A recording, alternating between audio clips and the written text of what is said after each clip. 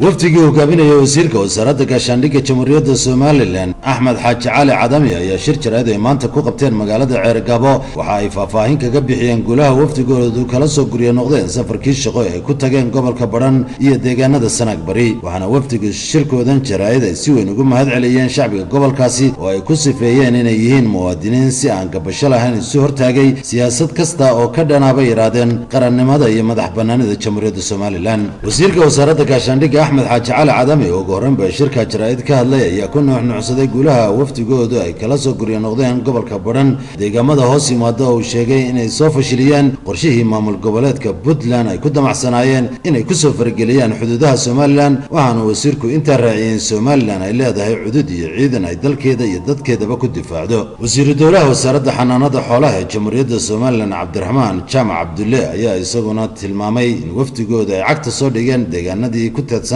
Somaliland ay la wadaagto maamul goboleedka Puntland shacbiga deegaankaasna ay kala kulmeen soo dhaweyn ballaaran iyo dareen wadanida ay ku dheehan tahay waxaana wasiiru dowlaha wasaaradda xanaanada xoolaha uu sheegay in xukuumadda Somaliland aanay ogolaanaynin in hal taako lagu soo xadgudbo xuduudaha Somaliland dhinaca kalena salaadiinta cuqaasha iyo aqoonyahanka gobolka Sanaag ayaa kulan ay maanta isugu yimaadeen magaalada Ceergabo waxa ay dareen carare ka muujiyeen dhawaaqii ka soo yeeray kooxdii siyaasiyiinta ah ee dhawaan sheegtay golaha wada tashiga iyo toosinta waxaana madaxda dhaqanka gobolka Sanaag ay sheegeen in golahaasi yahay mid sharciga balmarsan iyagoo ugu baaqay siyaasiyiintaasna in hadalka ka soo yeelay ee shacbiga reer Somaliland ka xalsiiyaan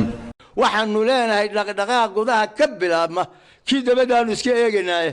ma jirto mana ogolin waxaanu halkan isugu nimay cuqaasha gobolka Sanaag waxaanu ka soo horjeednaa warka ka baxay Hargeysa ee golaha ismagacaabay oo haddii laba gudida isku magacaabay badbaadada waanu ka soo horjeednaa mana raacsanin qofku haddii isagoo wanaagsan uu mar bariiqdo markaba lama tuuro waa in la soo dhaweeyaa qalbi furan lagu soo dhaweeyaa la dhageystaa wax dalka danu hadday sheegaan laga qaata dalku maanta wuu isku duban yahay meel fiican buu marayaa waa gebagebo kubaddu u dambeysay baynu ciyaaraynaa ilmaadeeyaal walaalayaal inta karaamadiina huwantihiin ka noqda arrinta oo ka noqda maanta aanu furaynaa wax cusub aan jirin annaga waxay nala tahay inaan la aqbali karin wax la aqbali karo maaha waa dalka fooda la doonaya marka fooda lama aqbalayo